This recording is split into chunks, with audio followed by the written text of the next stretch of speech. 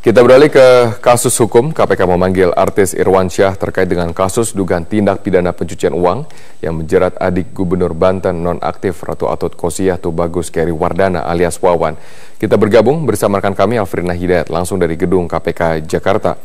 Elfrina, apa pengakuan Irwansyah sesaat sebelum diperiksa penyidik KPK dan informasi terkini perihal pemeriksaan Irwansyah? Ya, Robert, artis sekaligus direktur dari PT Adhika Cipta Pratama Irwansyah diperiksa oleh KPK sebagai saksi untuk tersangka adik dari Gubernur Banten nonaktif Ratu Atut Khosyah Tubagus Keri Wardana atau Wawan dalam kasus tindak pidana pencucian uang.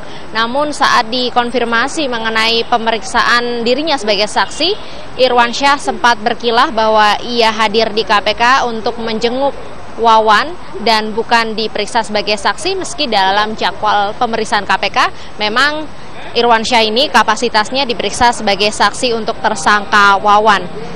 Diketahui sebelumnya bahwa Irwansyah bersama artis lain yakni Raffi Ahmad dan juga Wawan telah mendirikan production house atau rumah produksi bernama R1 pada tahun 2012 dan ditengarai bahwa kekayaan serta ada aliran dana dari suami Wali Kota Tangerang Selatan Airin Rahmidiani ini yang turut masuk ke production house atau rumah produksi tersebut.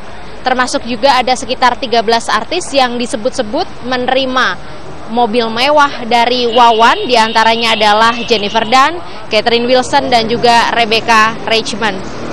Hingga saat ini KPK sendiri sudah menyita harta Wawan, diantaranya adalah 87 mobil, baik dari segala jenis merek, kemudian juga ada 1 unit motor gede, yang diduga merupakan hasil dari tindak pidana pencucian uang.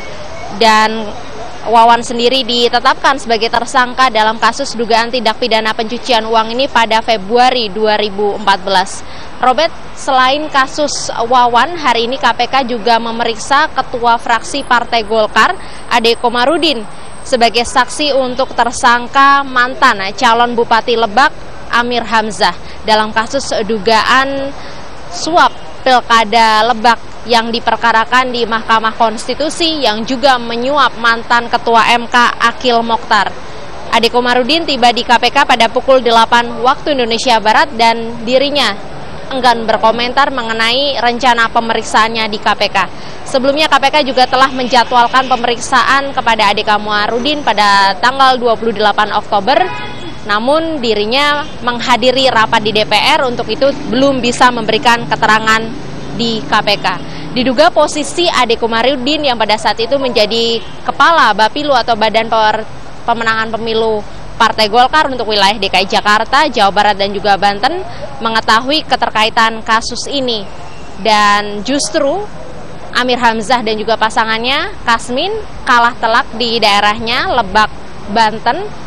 Dan hingga saat ini kedua tersangka tersebut belum ditahan oleh KPK. Untuk sementara kembali ke Anda, Robert. Baik, terima kasih Elfrina Hidayat atas informasi Anda dari gedung KPK Jakarta.